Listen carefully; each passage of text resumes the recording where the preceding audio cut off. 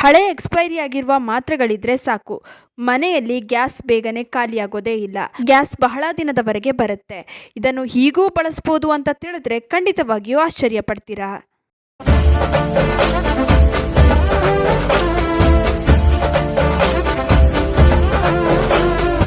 ನಮಸ್ತೆ, ವಿಭಿನ್ನ ಸಲಹೆಗಳು ಚಾನಲ್ಗೆ ಸ್ವಾಗತ. ನಮ್ಮೆಲ್ಲರ ಮನೆಯಲ್ಲೂ ಎಕ್ಸ್ಪೈರಿ ಆಗಿರುವಂತಹ ಮಾತ್ರೆಗಳಂತೂ ಇದ್ದೇ ಇರುತ್ತೆ. ಇದನ್ನು ನಾವೇನು ಮಾಡ್ತೀವಿ, ಕಸಕ್ಕೆ ಎಸ್ದು ಬಿಡ್ತೀವಿ. ಆದರೆ ಇದರಿಂದ ನಿಮ್ಮ ಗ್ಯಾಸ್ ಉಳಿತಾಯ ಆಗುತ್ತೆ. ಗ್ಯಾಸ್ ಬಹಳ ದಿನದವರೆಗೆ ಬಾಳಿಕೆ ಬರುತ್ತೆ. ಸಾಮಾನ್ಯವಾಗಿ ಗ್ಯಾಸ್ ಬರ್ನರ್ ಸರಿಯಾಗಿ ಉರಿದಿಲ್ಲ ಅಂತಂದರೆ ಗ್ಯಾಸ್ ತುಂಬಾ ವೇಸ್ಟ್ ಆಗುತ್ತೆ.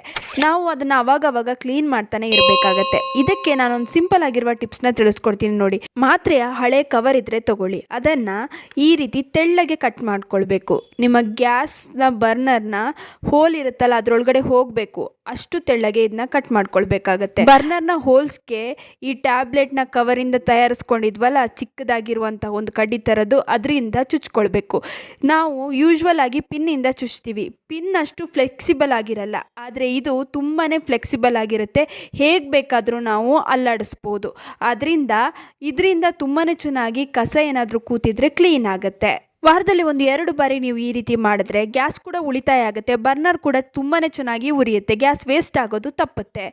ಇನ್ನು ನೆಕ್ಸ್ಟು, ಎಕ್ಸ್ಪೈರಿ ಆಗಿರುವಂಥ ಸುಮಾರು ಒಂದು 10-15 ಟ್ಯಾಬ್ಲೆಟ್ಸ್ನ ತಗೊಳ್ಳಿ.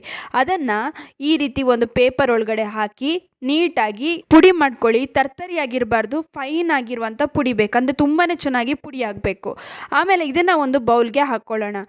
ಆಮೇಲೆ ಇದಕ್ಕೆ 1 ಚಮಚದಷ್ಟು ಅಡುಗೆ ಸೋಡಾನ ಹಾಕ್ಕೊಳ್ಬೇಕು. ಅಡುಗೆ ಸೋಡಾನ ಹಾಕಿ ಎಲ್ಲವನ್ನು ಚೆನ್ನಾಗಿ ಮಿಕ್ಸ್ ಮಾಡ್ಕೊಳ್ಳಿ. ನೋಡಿ, ಸಾಮಾನ್ಯವಾಗಿ ಜಿರಳೆಗಳ ಕಾಟ ಅಡುಗೆ ಮನೆಯಲ್ಲಿ ಜಾಸ್ತಿ. ಅದರಲ್ಲೂ ಗ್ಯಾಸ್ ಸ್ಟವ್ನ ಕೆಳಗಡೆ ತುಂಬಾ ಜಿರಳೆಗಳು ಓಡಾಡ್ತಾ ಇರುತ್ತೆ. ಹಾಗೆಯೇ ಮೊಟ್ಟೆಗಳು ಕೂಡ ಇಡುತ್ತೆ. ಅದರಿಂದ ಏನು ಮಾಡಬೇಕು ಅಂದರೆ ಗ್ಯಾಸ್ ಸ್ಟವ್ನ ಸ್ವಲ್ಪ ಸರಿಸ್ಕೊಂಡು ಅದರ ಕೆಳಗಡೆ ನೀವು ಈ ಪುಡಿನ ಹಾಕಿದ್ರಿ ಅಂದರೆ ಯಾವುದೇ ಕಾರಣಕ್ಕೂ ಗ್ಯಾಸ್ ಸ್ಟವ್ ಕೆಳಗಡೆ ಜಿರಳೆಗಳು ಓಡಾಡೋದಿಲ್ಲ. ಗ್ಯಾಸ್ ಸ್ಟವ್ ಕೆಳಗಡೆ ಆಗಲಿ ಮೇಲ್ಗಡೆ ಆಗಲಿ ಎಲ್ಲೂ ಜಿರಳೆಗಳು ಇರೋದಿಲ್ಲ. ಅಷ್ಟೇ ಅಲ್ಲ, ಜಿರಳೆಗಳೇನಾದರೂ ಬಂದರೂ ಕೂಡ ಇದನ್ನ ತಿಂದು ಸತ್ತೋಗುತ್ತೆ. ಯಾಕಂದರೆ ಅಲ್ಲಿ ಬೇಕಿಂಗ್ ಸೋಡಾ ಹಾಗೂ ಎಕ್ಸ್ಪೈರಿ ಆಗಿರುವಂತಹ ಮಾತ್ರೆ ಇರೋದ್ರಿಂದ ಇದೆರಡೂ ಕೂಡ ಜಿರಳೆಗೆ ಆಗೋದಿಲ್ಲ. ಇದರಿಂದ ಒಂದು ಜಿರಳೆ ಆಗಲಿ, ನೊಣ ಆಗಲಿ, ಇರುವೆ ಆಗಲಿ ಕಾಟ ನಿಮ್ಮ ಕಿಚನ್ನಲ್ಲಿ ಇರೋದಿಲ್ಲ. ಇನ್ನು ಇದನ್ನು ನೀವು ಕಿಚನ್ ಸಿಂಕಿಗೂ ಕೂಡ ಹಾಕ್ಬೋದು. ರಾತ್ರಿ ಹೊತ್ತು ಕಿಚನ್ ಸಿಂಕಲ್ಲಿ ಜಾಸ್ತಿ ಜಿರಳೆ ಕಾಟ ಇರುತ್ತಲ್ವ, ಆ ಜಾಗಕ್ಕೆ ನೀವು ಹಾಕಿದ್ರಿ ಅಂದರೆ ಜಿರಳೆ ಕಾಟ ಇರೋದಿಲ್ಲ. ನೋಡಿದ್ರಲ್ಲ, ಮಾತ್ರೆಗಳ ಕವರ್ನ ಅಥವಾ ಎಕ್ಸ್ಪೈರಿ ಆಗಿರುವಂತಹ ಮಾತ್ರೆಗಳನ್ನು ಕಸಕ್ಕೆ ಎಸೆಯೋ ಬದಲು ಹೀಗೆಲ್ಲ ಉಪಯೋಗಿಸೋದ್ರಿಂದ ತುಂಬಾ ಉಪಯೋಗ ಆಗುತ್ತೆ. ಹಾಗೆಯೇ ನಿಮ್ಮ ಕೆಲಸ ಕೂಡ ಕಡಿಮೆ ಆಗುತ್ತೆ, ಹಾಗೆ ಉಳಿತಾಯ ಕೂಡ ಆಗುತ್ತೆ. ಇನ್ನು ಈ ವಿಡಿಯೋ ಇಷ್ಟವಾಗಿದ್ದರೆ ಲೈಕ್ ಮಾಡಿ, ಶೇರ್ ಮಾಡಿ, ನಿಮ್ಮ ಅನಿಸಿಕೆ ಅಭಿಪ್ರಾಯಗಳನ್ನು ಕಮೆಂಟ್ ಸೆಕ್ಷನಲ್ಲಿ ತಿಳಿಸಿ.